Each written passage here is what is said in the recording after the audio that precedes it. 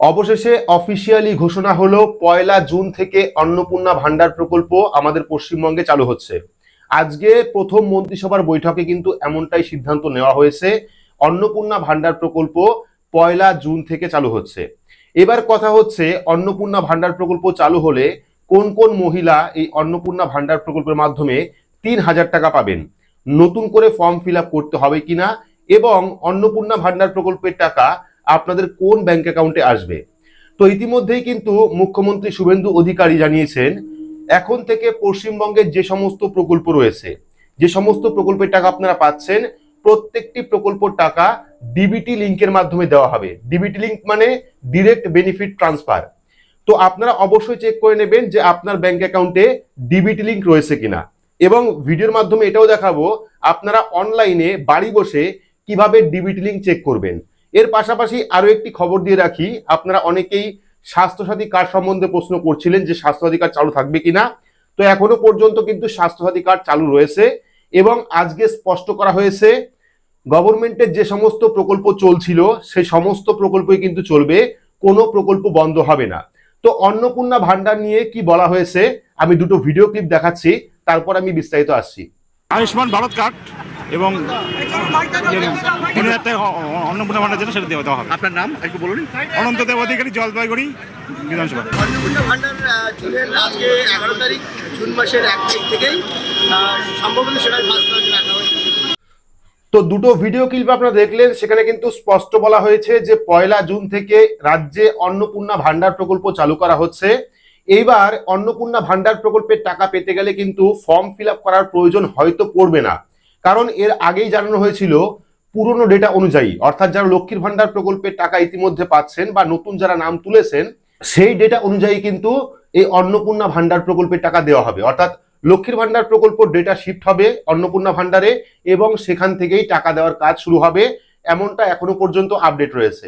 তো এবার আপনাদের দেখিয়ে দিই আপনারা বাড়ি বসে কিভাবে ডিবিটি লিঙ্ক করবেন, অর্থাৎ ব্যাংকের ডিবিটি লিঙ্ক কিভাবে করবেন, কারণ প্রত্যেকটি প্রকল্প এখন থেকে ডিবিটি লিঙ্কের মাধ্যমে টাকা দেওয়া হবে। সেক্ষেত্রে অবশ্যই আপনাদের চেক করতে হবে যে আপনার কোন ব্যাংক অ্যাকাউন্টে ডিবিটি লিঙ্ক রয়েছে। যে ব্যাংক অ্যাকাউন্টে ডিবিটি লিঙ্ক থাকবে সেই ব্যাংক অ্যাকাউন্টেই কিন্তু আপনার টাকা ঢুকবে। সেক্ষেত্রে আপনারা অনলাইনে বাড়ি বসে কিভাবে ডিবিটি লিঙ্ক করবেন সেই পদ্ধতি ভিডিওর মাধ্যমে দেখাচ্ছি। বাড়ি বসে অনলাইন থেকে ডিবিটি লিঙ্ক চেক করার জন্য অথবা ডিবিটি লিঙ্ক করার জন্য আপনার স্মার্টফোন থেকে বা কম্পিউটার থেকে যে কোনো একটি ব্রাউজার আপনারা ওপেন করবেন। ব্রাউজার ওপেন করে সেখানে গিয়ে সার্চ করবেন এনপিসিআই লিখে। তো এনপিসিআই লিখে সার্চ করলে ফার্স্ট লিঙ্ক আপনি পাবেন npci.org.in। সেই ফার্স্ট লিঙ্কে আপনাদের ক্লিক করতে হবে। তো এখানে দেখতে পাচ্ছেন ন্যাশনাল পেমেন্ট, এই যে ফার্স্ট লিঙ্ক পাচ্ছেন এই ফার্স্ট লিঙ্কে ক্লিক করবেন। ক্লিক করলে অফিসিয়াল যে ওয়েবসাইট সেই ওয়েবসাইটটা আপনার সামনে চলে আসবে, এবং এখান থেকে ডিরেক্ট কিন্তু আপনারা ডিবিটি লিঙ্ক করতে পারবেন বা ডিবিটি লিঙ্ক চেক করতে পারবেন। ওয়েবসাইট আসার পর বিভিন্ন অপশন পেয়ে যাবেন। এখান থেকে সেকেন্ড অপশন পাবেন কাস্টমার। তো এই কাস্টমার অপশনে ক্লিক করবেন। ক্লিক করলে কিন্তু অনেকগুলি অপশন আপনার সামনে আসবে। এখান থেকে আপনারা ক্লিক করবেন ভারত আধার সিডিং। এই যে ভারত আধার সিডিং অপশন, এই অপশনে ক্লিক করবেন। ক্লিক করলে কিন্তু পরবর্তী আরও একটি পেজ চলে আসবে, যেখান থেকে আপনি চেক করতে পারবেন যে আপনার কোন ব্যাংক অ্যাকাউন্টে ডিবিটি লিঙ্ক রয়েছে বা আদৌ রয়েছে কিনা। যদি না থাকে তাহলে কিন্তু এখান থেকে আপনারা 5 মিনিটের মধ্যে ডিবিটি লিঙ্ক করে নিতে পারবেন।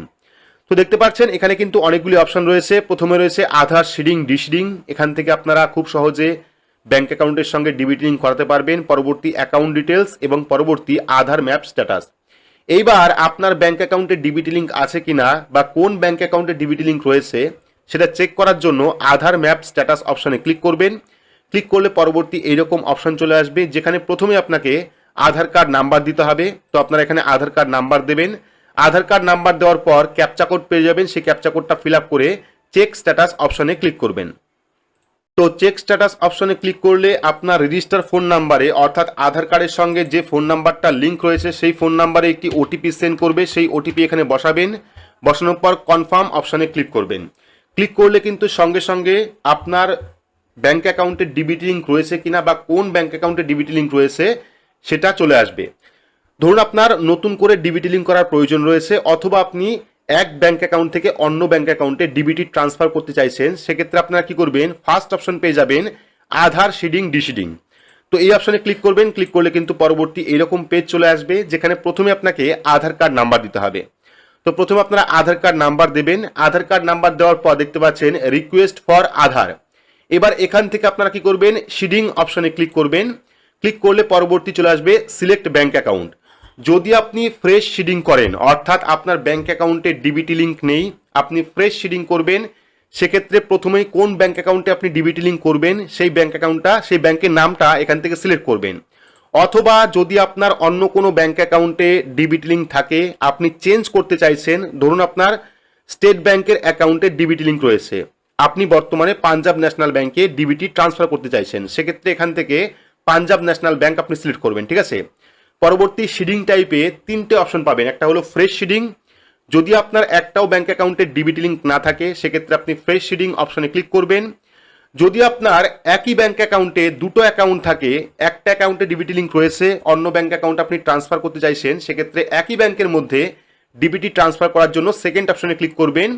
পরবর্তী 3 নাম্বার অপশন পেয়ে যাবেন এক ব্যাংকের থেকে অন্য ব্যাংকে ডিবিটি ট্রান্সফার।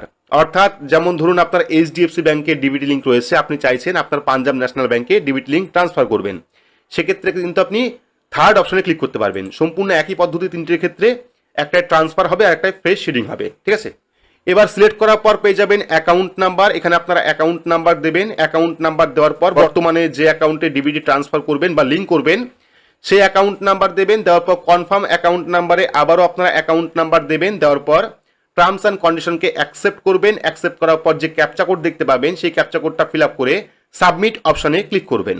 তো সাবমিট অপশনে ক্লিক করলে পরবর্তী পেজ ওপেন হবে। আপনি step by step form fill up করে ফাইনাল সাবমিট অপশনে ক্লিক করে দেখতে পারবেন 2 থেকে 3 মিনিটের মধ্যেই আপনার ডিবিটি লিঙ্ক হয়ে গেছে অথবা ডিবিটি লিঙ্ক চেঞ্জ হয়ে গেছে।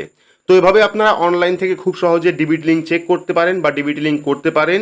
এই ছিল আজকের অন্নপূর্ণা ভান্ডার নিয়ে সম্পূর্ণ নতুন একটি আপডেট। ভিডিওটি আপনাদের কেমন লাগলো অবশ্যই কমেন্ট বক্সে কমেন্ট করে জানাবেন। ভিডিওটি ভালো লাগলে লাইক করবেন, চ্যানেলটিকে সাবস্ক্রাইব করে পাশে রাখা বেল আইকনটি প্রেস করে নোটিফিকেশন অল করে রাখবেন। সবার সুবিধার্থে ভিডিওটি শেয়ার করবেন। তো আজকের মতো এইটুকুই, ধন্যবাদ।